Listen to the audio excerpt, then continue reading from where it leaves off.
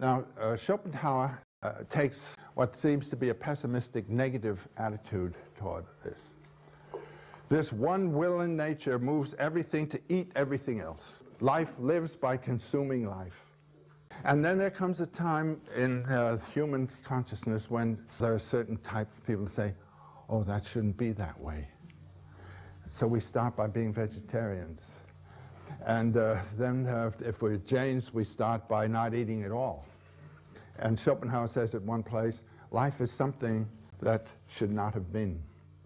It's a mistake that everything should be eating everything else. That's taking the position of the object in the world, not of the dynamic. It's the same nature that's eating itself through several figures. And when Nietzsche comes along then and reads Schopenhauer, he takes the other attitude toward this eating it itself. And he says, yes, this is not only as it is, but as it should be, and it can't be otherwise.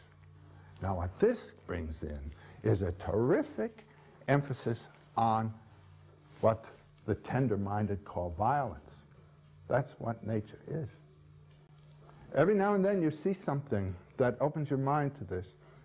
Last year, I think it was in the May Geographic, or maybe it was 2 years ago, there was a picture that just lifted the hair on my head. It was of a gazelle being eaten by 3 cheetahs. Cheetahs are a kind of leopard. And you had this animal lying on the ground with 3 cheetahs eating its belly, and the animal was alive, and its head was lifted in a kind of plea for compassion or mercy. Can you say yay to that? You've got to.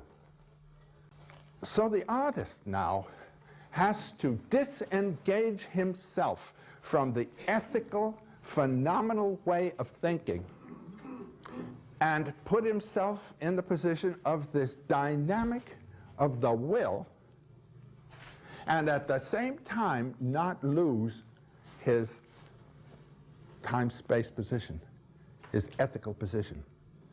There is a conflict between ethics and metaphysics that runs right through the whole problem of art. And as soon as an artist begins to let the ethical dominate over the metaphysical insight, his work becomes cliché, it becomes cerebral, he's lost the energy, and it goes. You can have a propaganda art, you know, social realism and all that kind of garbage, but that has nothing to do with the breakthrough of art.